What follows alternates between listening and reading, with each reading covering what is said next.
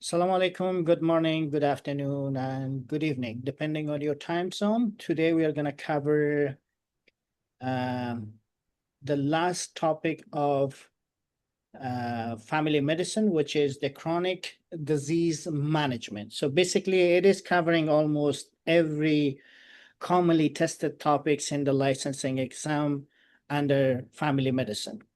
So yeah, I would like to ask you guys to give it your 100%. And if you pay attention to this lecture, the question that we will do, the cases that we will do after this lecture would be much more easier.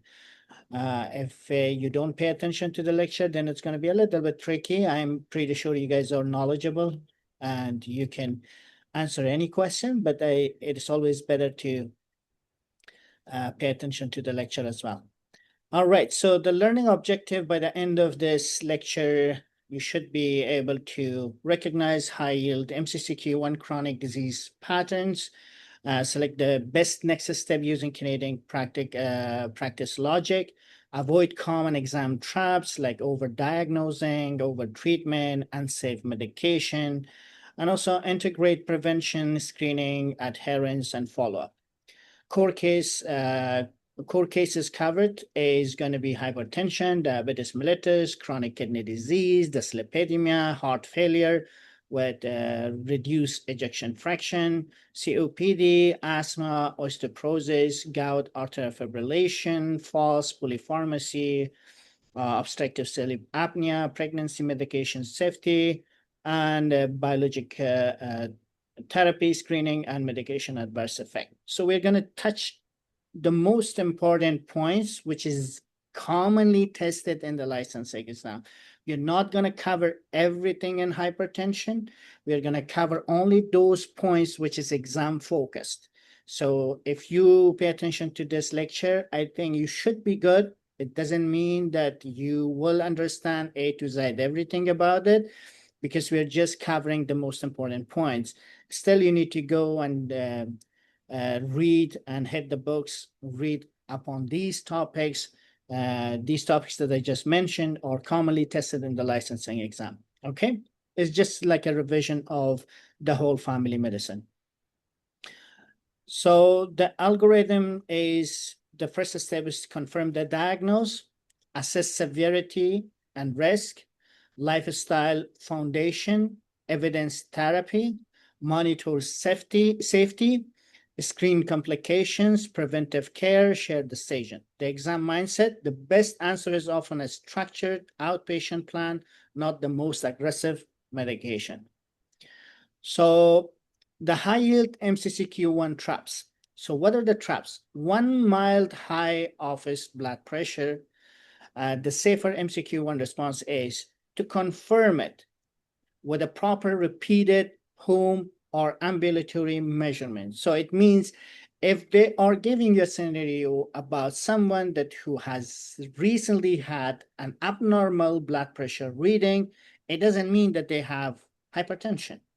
So, there are certain steps or certain things that we need to be careful and apply it before we call somebody with a hypertension or diagnose somebody with a hypertension. Like, we have to know if the patient has eaten too much. We have to know if the patient had like exerted right before the checking blood pressure. If the patient had caffeine or coffee or like tea or something that was rich in caffeine right before checking the blood pressure. So these are the things that they look very minor, but it really affects the reading of the blood pressure. So we need to take these steps to make sure that we have a proper reading of the blood pressure.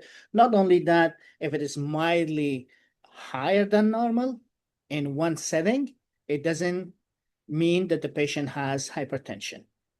We need to confirm it in 3 settings, and obviously we have to take those steps under consideration. Treat diabetes only by A1C or based on A1C. So Obviously, that we check A1C to make sure if the patient is compliant with the medication, if the patient is controlling the blood pressure, if the medication is needed to be optimized or needs a combination of anti-diabetic medication. But remember, the target for A1C is different from patient to patient. For example, in a young patient with diabetes, or somebody that who is healthy, less than 30 years of age or less than 40 years of age, has no other comorbid condition, it's supposed to be less than 6.5. But for somebody that who has comorbid or cardiovascular disease and other comorbid condition, then in that case, it could be above that. But for somebody who is 80 or above 80, then this target goes up to 8. So it means this is not the only thing to consider. We need to consider other factors as well, but that should be on top of our list while we are doing the investigation on controlling the patient with diabetes. ASA for all prevention is not a wise decision. Reverse mainly for reserved mainly for the secondary prevention or selected high-risk cases. We cannot automatically just prescribe it for everybody after age of 40 or 45 just to make sure that they are not developing any cardiovascular issues or they are not developing any myocardial infarction, which is misconception of using ASA. So escalate asthma blindly, check techniques. This is the most important thing, that if you have an asthma patient, which usually they give you a scenario about asthmatic patient that who has recently diagnosed with asthma, but you prescribe him puffer and the patient comes back, not only the patient is not getting better, the patient is getting worse. So what is the next best step is not to optimize the medication. The first thing is if the patient is using, the patient knows how to use the medication. He is educated enough to know the proper technique of using the puffer. And if it is not the case, then is he compliant with the medication? Is he taking it in the right way? So these are the techniques. Before we optimize or escalate our treatment, we need to know if these are not the condition or the cause, sorry. Triggers and use the ICSE or inhaler corticosteroid containing therapy if the patient is not improving. So chronic non-steroid anti-inflammatory drug and chronic kidney disease and heart failure, they usually give you a scenario of somebody that who has these issues and they have been using this for a long period of time. So stop systemic non-steroid and choose a safer pain strategy. Again, for different people, different medication could be a reason. And one of the most important aspect that we need to cover or pay attention or consider it if the patient is having chronic kidney disease and the patient is getting worse and the patient has been using the non-steroid anti-inflammatory drug for a long period of time. So it means that we need to do something about that medication if it is possible to change it or decrease it to make sure that the patient is not getting worse. Strict targets and frailty, individual, avoid hypoglycemic or orthostasis and false. So section 1, let's focus on cardiovascular. So the MCQ-1 diagnose logics: do not label chronic hypertension from one mild elevated visit, as I mentioned before. So use proper techniques like seated, rested, correct cough, repeat readings, confirm with the home blood pressure monitoring or ambulatory blood pressure monitoring, assess target organ damage and global cardiovascular risk. When to act urgently, obviously, if it is severe plus acute target organ damage, if the patient develops neurological deficit, if the patient has acute coronary syndrome, pulmonary edema, aortic dissection, acute kidney injuries. And pregnancy, obviously, with a severe feature requires urgent assessment. Asymptomatic mild elevation is outpatient follow-up, not emergency department referral. The reason I'm insisting on that, because commonly mistaken by IMGs. It is not that they don't know. It is not at all about their knowledge. It's just, when you're under a lot of pressure and you're racing against time in the exam, there are minor stuff that it doesn't stick in your mind and you just take it so easy that you go with the wrong answer. That's why I'm insisting. Why? Because the percentage of the IMG that they're going after a wrong answer is very high when it comes to mild hypertension in one reading. Hypertension medication selection, clinical setting, if it is uncomplicated. If it is uncomplicated, go with thiazide. With the ACE inhibitor, ARBS, long-acting calcium channel blocker. But most likely, thiazide would be the best choice. Again, depending on the condition. But if you have a patient who is diabetic, the best antidepressant will be the ACE inhibitor and ARB. If you have chronic kidney disease, again, this is going to be the best choice because they are renal protector. Not only they're renal protector, they're cardioprotector as well. So for anyone with diabetes and chronic kidney disease, if they're asking you what is the best medication or the best anti-hypertensive medication, go with the ACE inhibitor or ARBS. It not only controls the blood pressure, it is protecting the kidney from getting worse, and also it is protecting the heart as well.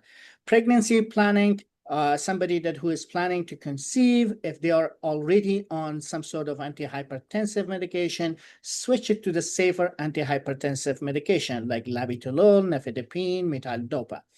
But again, depending on the patient's condition, you need to choose one of them. For example, if somebody who has depression or he has history of postpartum depression, try not to use metildopa because it increases the chances of depression and postpartum depression.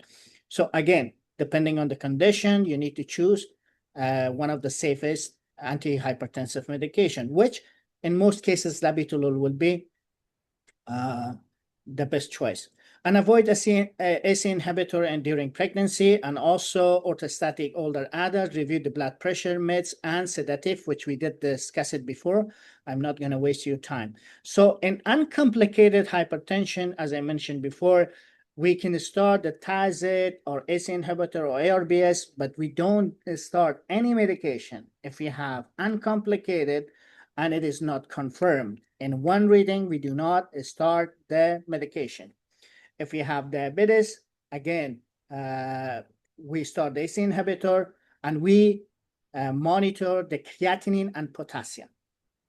Again, when you're doing the NACOSKI, and also if you're doing the MCQ1, remember a mild increase in creatinine is expected.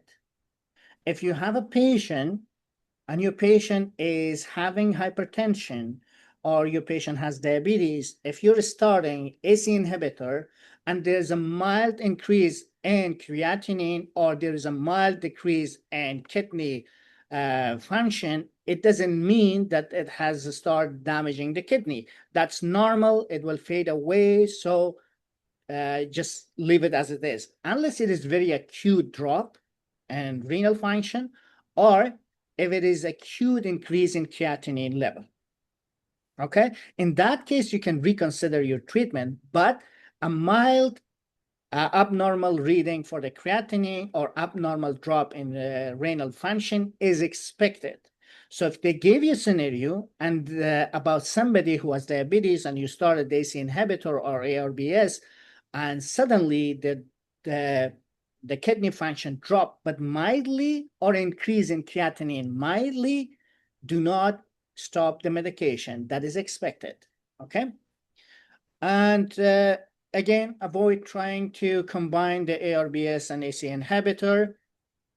During pregnancy, avoid the ACE inhibitor and ARBS, and also avoid aggressive targeting causing falls for the elderly. Exam clues: diabetes plus albuminuria plus hypertension. The best choice is RAS, or renin-angiotensin-aldosterone system blockade, which is the ACE inhibitor and ARBS. But remember, regardless of the albuminuria, regardless of the presence of the albumin in the urea, we start the ACE inhibitor. That's the best choice. This is the reading and guide, Canadian guide for the hypertension, which I am pretty sure you guys have it in your notes. These are the steps that you need to take when it comes to confirmation, diagnosis and confirmation, when to start the drug treatment, the treatment targets, first line medication. Again, it depends, which we did talk about, the lifestyle modification or lifestyle therapy, and MCCQ1 high yield pairs. Always assess cardiovascular risk and screen for the end organ damage. Repeat or confirm blood pressure before lifelong treatment in a mild asymptomatic cases. Pregnancy and pediatric hypertension requires separate guidance. Resistant hypertension is equal to TINC adherence, secondary cause, and medication optimization. If you see that somebody is not improving despite your medication, the first thing that comes to your mind or should come to your mind is my patient compliance with my treatment? Is he taking the medication as he is prescribed or not? And then you decide to optimize it, or before optimizing the medication, rule out the secondary cause. It might be something else. It might be pheochromocytoma. You need to do a surgery for somebody. So please rule out the secondary cause before you combine 3-4 medication or optimize the medication to max dose, okay? Dyslipidemia and ASCVD prevention, atherosclerosis, cardiovascular disease.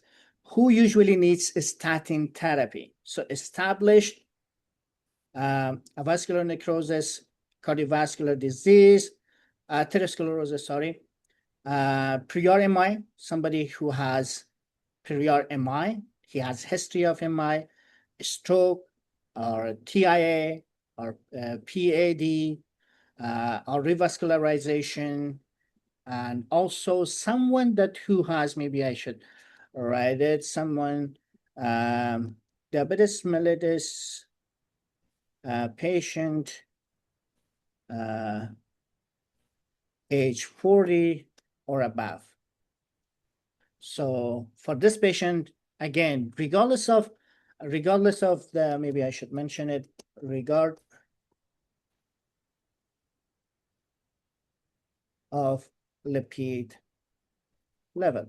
So regardless of lipid profile or lipid level, if the patient is 40 and above 40 and the patient is diabetic, you need to start the statin.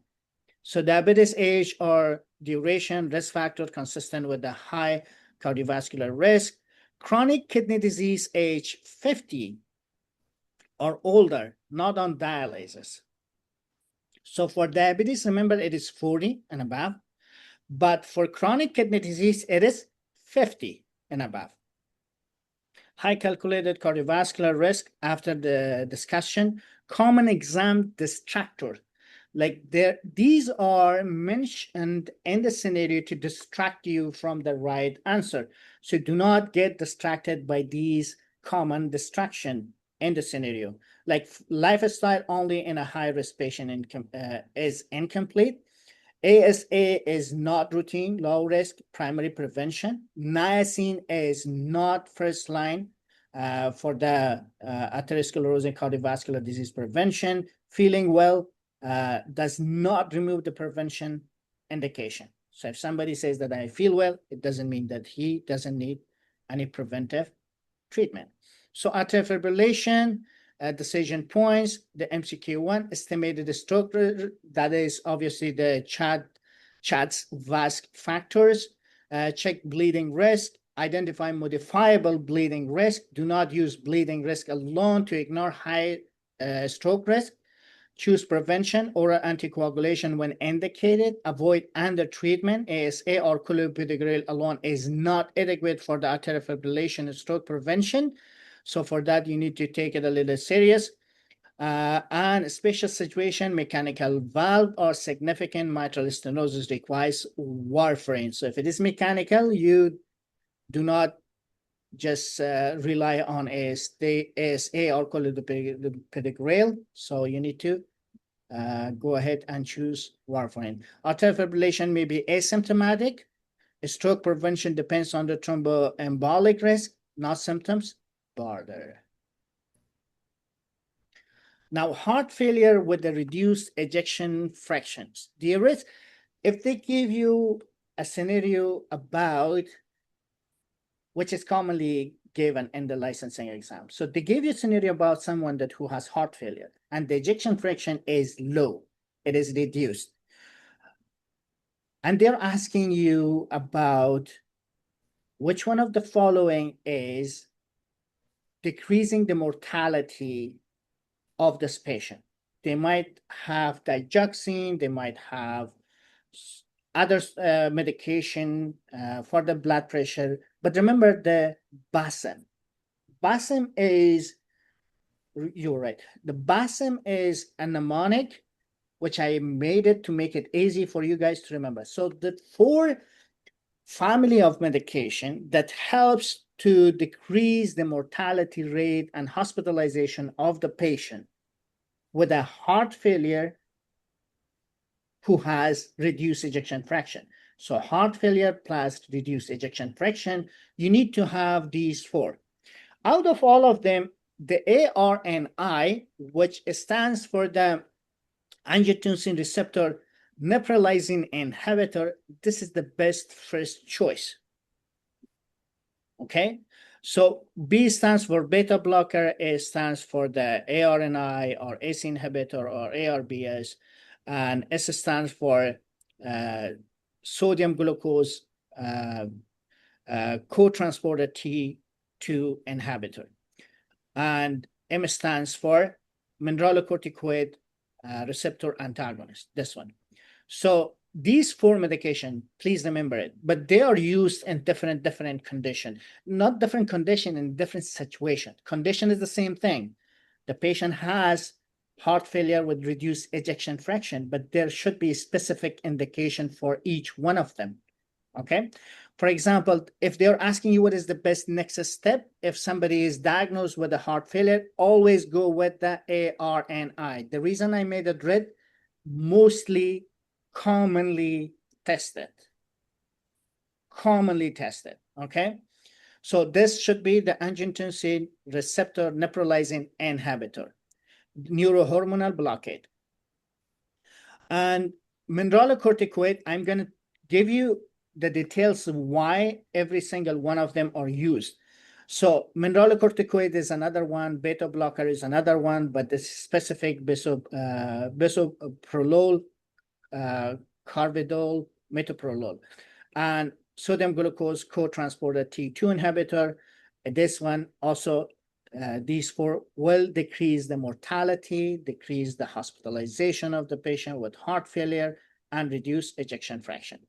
So loop diuretic, this might be another option for you. So if you have a heart failure with a reduced ejection fraction, if they're asking you to decrease the volume or relieve the congestion, furosemide is a good choice. But if they're specifically asking you about survival rate and decrease in mortality, this is not the best choice. Okay, just pay attention to the last part of the scenario. What is that asking you? Is it asking you about the best choice to increase survival rate for this patient or to decrease the congestion? If it is asking you to decrease the congestion, obviously you go with the furosemide. But if it is asking you to survival, then the option could be one of these 4, the BASM. So avoid verapamil, diltiazem, and heart failure reduce ejection fraction because they have negative inotropy. Do not up titrate beta blocker during acute decompensation or shock. So let's move on to the next slide. This one gives you a little bit good idea of why we're using these 4 medication. And I believe you have it in your notes as well. So the first one is the ARNI, the ARNI or angiotensin neprilysin inhibitor. So sacubitril, valsartan preferred, but this one is the best choice, always the first best or best initial choice, okay? If they are not available, then you move on to ACE inhibitor. If the ARNI is not available, then you move on to ACE inhibitor or ARBS. So why we are using these, whether it is ARNI, ACE inhibitor, or ARBS, what is the reason? The reason is using a chronic symptomatic heart failure with a reduced ejection fraction to reduce cardiovascular death and heart failure hospitalization. So if you notice in every single one of them, reduce mortality, and reduce heart failure hospitalization and cardiovascular death. So they're all reducing mortality. They're all increasing the survival rate. But pay attention to the first line. When do we use this? First of all, the ARNI is the first best initial in heart failure with reduced ejection fraction, period. Secondly, it is used in a chronic symptomatic heart failure with reduced ejection fraction. If they mention directly or indirectly someone with a heart failure, chronic symptomatic heart failure with reduced ejection fraction, the first best choice would be ARNI. If it is not available, ACE inhibitor or ARBS. If they are mentioning that the patient has heart failure with reduced ejection fraction, but the patient is stable, evolemic, and then mineralocorticoid could be, beta blocker could be best choice. If you're using the spironolactone or eplerenone, use the symptomatic and the heart failure with reduced ejection fraction if the patient has symptoms, but the renal function is normal, the potassium level is normal. Then you can use the mineralocorticoid as a survival agent, okay? Or you can use the sodium glucose co-transporter 2 inhibitor in heart failure with reduced ejection, regardless of the diabetes. Why? Because sodium glucose co-transporter 2 is anti-diabetic. If they are giving you a scenario about someone, pay attention, someone who has diabetes, who is overweight, and the patient has cardiovascular issue, and they're asking you for the specific medication that should control the diabetes, cardiovascular, and decrease weight, that will be the best choice. The sodium glucose co-transporter 2. That is the best choice. But if you have heart failure with reduced ejection fraction, regardless of diabetes, you can still use it as a survival agent. I hope it makes sense. So same thing, almost the same thing. So I'm going to skip this one. Moving on to the section 2, diabetes, chronic kidney disease, and lipid, which we did cover almost most of this.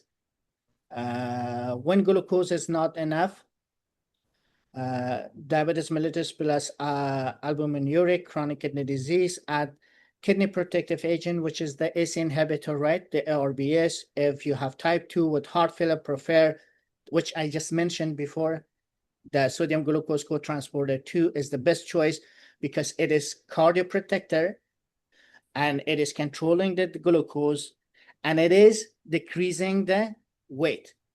If you have an overweight, diabetic, cardiovascular issue, the best choice will be sodium glucose co-transporter 2. It controls the diabetes, controls and protect the heart, and also it controls and decrease the weight. So diabetes mellitus type 2 established, arteriosclerosis, cardiovascular disease, again, glucose, peptide 1 or this one. So they both do almost the same thing when it comes to diabetes mellitus type 2. They're cardioprotector, decreasing the weight, controlling the blood glucose or sugar. Continue metformin when renal function allows and patient is stable. Remember, metformin is one of the best initial anti-diabetic medication, right? For type 2, it is the best initial anti-diabetic medication. But regardless of the level of the glucose, once the patient hospitalized, you stop metformin. Or when the patient has a sick day,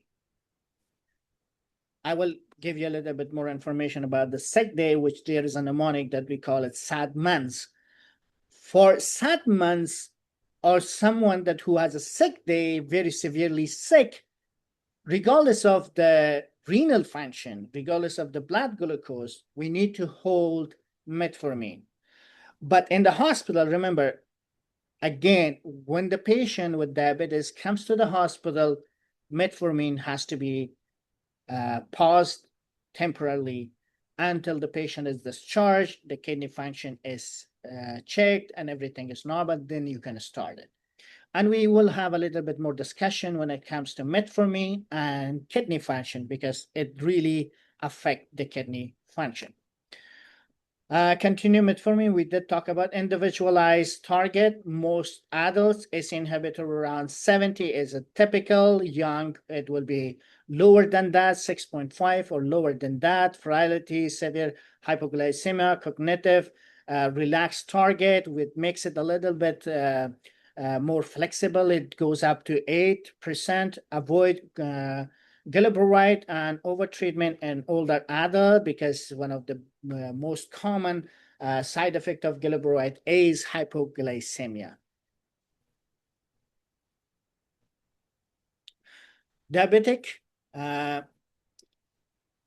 chronic kidney disease, albuminuria changed the plan.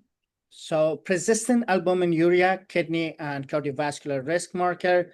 So for that, management direction should be ACE inhibitor, ARBS if hypertensive, and this one when eligible.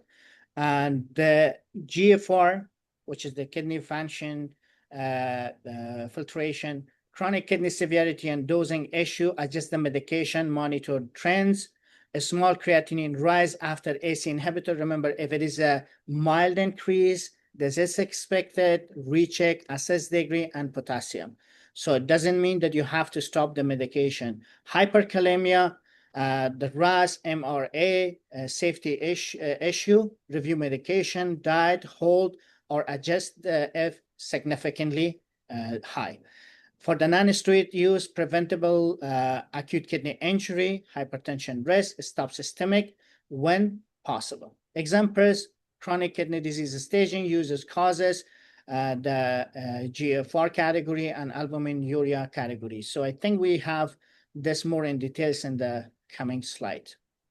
Diabetes in older adults. The danger clue, severe hypoglycemia requiring help. Cognitive, so maybe I should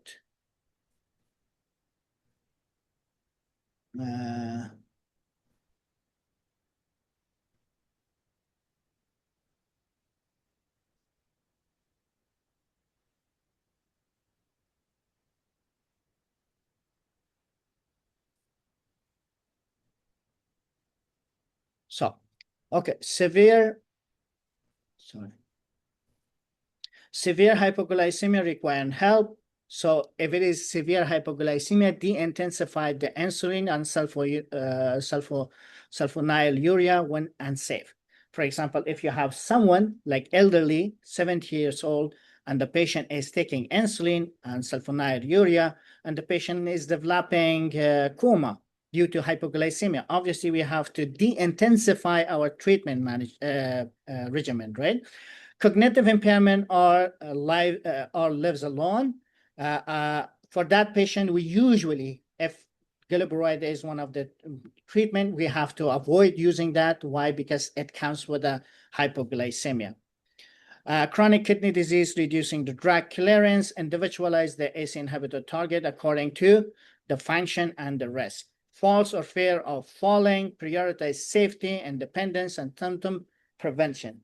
Low is A1C from the high-risk medication, review driving, falls, meals, and support and monitoring capacity. So this is very, very important slide. I really need you guys to read this one. So I can give you guys this slide, and I believe that you guys have it in your account, in a Jala Academy account. But I'm going to just cover the most important part of this slide, which is for the MCQ one, always check the GFR before starting or continuing metformin.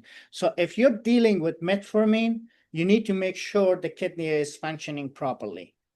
It's a healthy kidney, then start the metformin. So for GFR, usually the normal GFR is supposed to be more than 90, but for anyone between 60 to 90 is considered normal. Use the usual dosing, routine monitoring. So if the GFR is 60 or above 60, now when it comes to using metformin, usual dosing, routine monitoring. So it means use the regular dosing, but monitor the function of the kidney. Let's say you have a patient, the GFR is between 30 to 59. So remember, this is the most important part of the diabetes, which you will usually get a question, okay? If it is about metformin, you will definitely get a question. So they may mention that your patient is diabetic and the GFR is 30 up to 59. So if it is 30 to 59, reduce the dose and monitor renal function. So whatever the dose is, you can just take it easy on dosing. Bring it down a little bit. So 30 to 59. Now, let's say if it is 15 to 29, if the patient has diabetes, just skip metformin. If they're asking you what is the best initial medication, not for this patient. If you have a patient that the GFR is 60 up to 90, and the patient have diabetes and they're asking you what is the best pharmacological treatment for this patient, that will be metformin. But if you have a diabetic patient, but the GFR is 16, or the GFR is 28, and they're asking you what is the best pharmacological treatment, it is not metformin. Just skip that part. Go to insulin. Okay? If they're asking if your patient has GFR less than 15, again, this is something that you never, ever think about metformin. So anything between 15 and lower than 15 to 29, just skip metformin. It's not safe. So MCQ1 high yield pairs, do not use serum creatinine alone, to use the eGFR as well. Obviously, albumin creatinine ratio is the best that we are doing for the diabetes. Metformin is the first line for many patients. When it says many patients, it doesn't mean all of them, but renal function determines safe usage. So many patients, if their GFR is above 30, if it is less than 30, do not initiate it. In diabetic chronic kidney disease, think metformin safety plus sodium glucose co-transporter 2 inhibitor. Sick day, I will talk about sick day in the next slide. If the patient has sick day, you have to hold metformin. Not only metformin, there are certain other medication, which is called SAD months. You need to hold it temporarily until the patient feels better, and then you can start it. But one of those medications that you need to hold is metformin. Do not start metformin in severely impaired renal function. This is sick day mnemonic. It is called SAD month. S stands for sulfonylurea, risk of hypoglycemia. Why we have to start? Like, what is the sick day? The sick day is if you're acutely ill. Let's say, God forbid, you have diabetes, and you're acutely ill. You're vomiting, you have diarrhea, you have fever, you're dehydrated, and you cannot drink anything. So this is called a sick day. For the sick day, stop SAD months. For your sick day, stop SAD month. What is SAD month? S stands for sulfonylurea. Why do I have to start sulfonylurea? Because risk of hypoglycemia when not eating well. The chances of developing hypoglycemic coma is over the roof. And A stands for ACE inhibitor, risk of worsening kidney function during dehydration, because it makes it worse and hyperkalemia can happen and you can go to coma. Diuretics, Because you're already dehydrated. Why you want to use another diuretics? Metformin, risk of lactic acidosis if severe dehydration or acute kidney injury develops. ARBS, same thing. Non-steroid anti-inflammatory drug can reduce renal perfusion and worse acute kidney injury. And the last but not least, the sodium glucose co-transporter inhibitor, risk of dehydration and euglycemic diabetes ketoacidosis during acute illness. So that is why if you have a sick day or if your diabetic patient has a sick day, you need to hold on SAD-MAN. Please remember it. And I'm pretty sure you have it. If you don't have it, I will share this slide with you. Respiratory chronic disease. COPD, stable outpatient management, high yield priorities. Smoking cessation is the most strongest disease modifying intervention.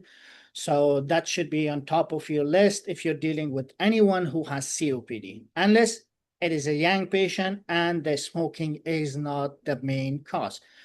Confirm the COPD with a spirometry. Obviously, when you do it, the lung obstruction is not going to be resolved as opposed to asthma.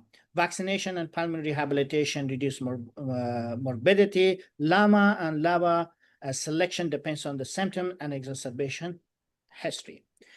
Exam warnings: do not use daily prednisone for a stable COPD. We don't use this for the long term. Oxygen requires documentation. Chronic severe hypoxemia, inhaled steroids are not automatically for every COPD patient. Depends. Antibiotic are for the selected exacerbation, not stable symptoms, or if the patient is not exacerbating. Asthma control therapy, what the exam wants: confirm variable symptoms and reversible airflow limitation, assess control day symptoms, night waking, relief or use, activity limits. So these are the things that we need to consider while we are taking history, because it really make difference when you're coming when you're going to decide on how to approach the patient in terms of management and investigation or treatment. Use the inhaler corticosteroid containing therapy for most adolescent. Provide inhaler technique, teaching, and written action plan. This is very important, and most of the time the patient does not know the proper technique. And if they're not improving, that should be on top of your list to make sure that the patient is educated very well on using properly the inhaler. Before stepping up, check the adherence. Again, this is always on top of your list to make sure that he is adherent and he knows the proper technique of using the puffer. Assess the triggers. Is it the smoking? Is it allergy, viral illness, workplace exposure, or whatever it is? So assess that, and based on that, you can decide and make a proper management regimen or treatment regimen. Look for the comorbid rhinitis, GERD, obesity, obstructive sleep apnea. Refer if severe, uncertain diagnosis, or frequent exacerbation. In that case, you can refer. Now, obstructive sleep apnea, the clues: loud snoring plus witnessed apnea. Why it matters: classic sleep disorder breathing pattern. Daytime sleepiness and morning headache. Usually the patient will complain from morning headaches, fatigue, and the patient does not feel refreshed after even if they have 6 or 7 hours of sleep. Suggest clinically significant obstructive sleep apnea. Obesity and resistant hypertension. Obstructive sleep apnea can worsen blood pressure control and cardiovascular risk. Best next step: sleep study or validate testing pathway. So this could be an exam question that if you have a patient, the patient is in your office with his, let's say, wife, and the patient has blood pressure, the patient is obese, and the patient is mentioning that my wife is complaining from my snoring. What is the best next step? The best next step will be the sleep study. Management direction: CPAP, when indicated, we are not use it for all the patient automatically. The patient has to be in certain condition to start the CPAP. Weight-related counseling, avoid sedative and alcohol near bedtime. So obviously, if the other options are exhausted and we are not getting the demanded result, then we move on to the CPAP. Fall and polypharmacy, I think we did cover all of them, so I'm not gonna waste your time. We have covered this in the preventive care. Osteoarthritis and chronic kidney disease. Why chronic systemic non-steroid anti-inflammatory drug are risky? Why? Because it can worsen kidney function and precipitate acute kidney injury. That's why if somebody has chronic kidney disease, we need to find an alternative other than non-steroid. Can increase blood pressure and fluid retention. If my patient have already hypertension and my patient has already fluid retention, that is not going to be on my list to prescribe. Can increase gastrointestinal bleeding risk. If my patient has PUD, I will never prescribe him an NSAID. Can worsen heart failure and interact with the RAS blockade or diuretics. Educate, exercise, physiotherapy, weight-related counseling when appropriate. Topical non-steroid for localized osteoarthritis if suitable. Acetaminophen cautiously when appropriate. Injections or surgical referral for the severe function-limited disease. Recurrent gout prevention, not repetition.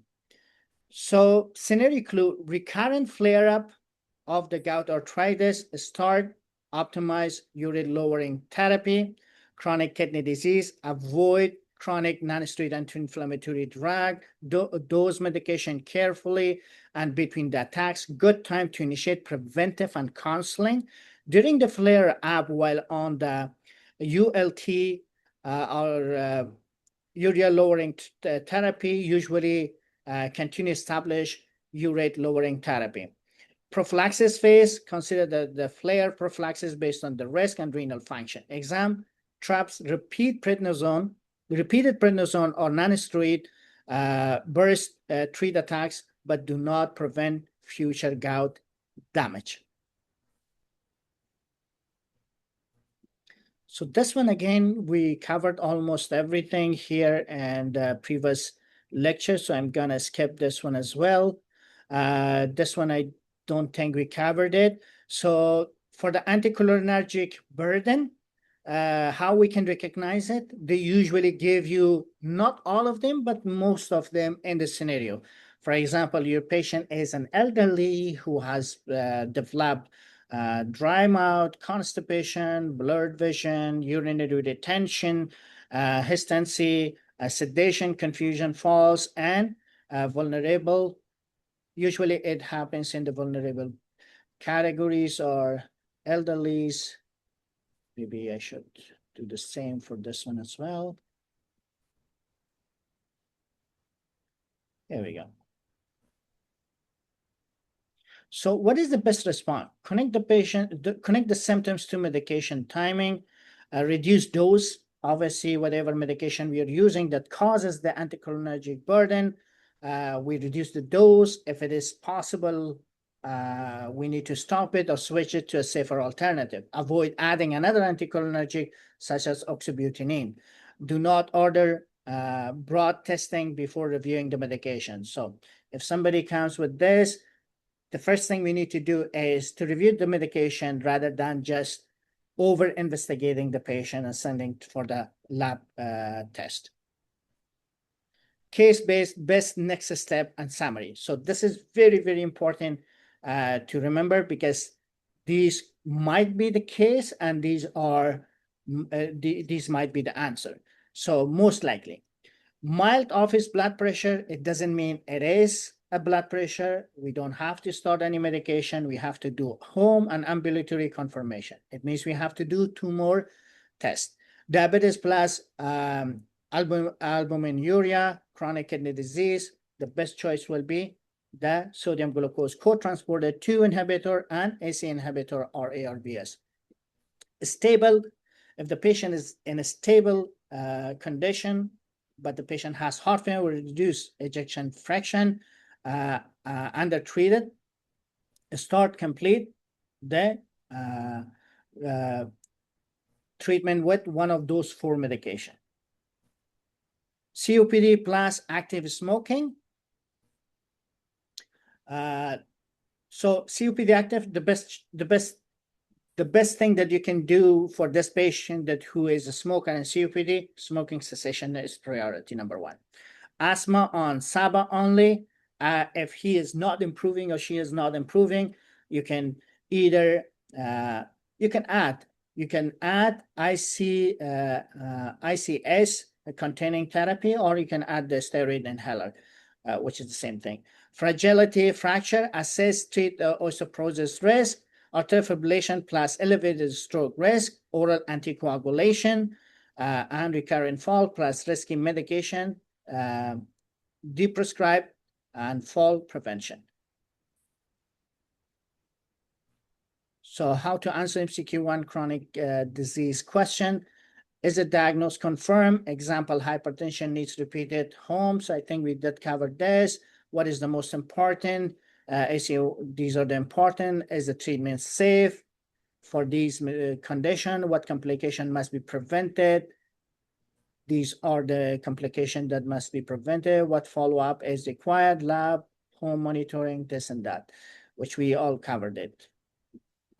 So the final take-home message. The best answer usually balance evidence-based treatment with a patient-specific safety. Confirm before treating with the diagnosis, when the diagnosis is uncertain or based on the limited data.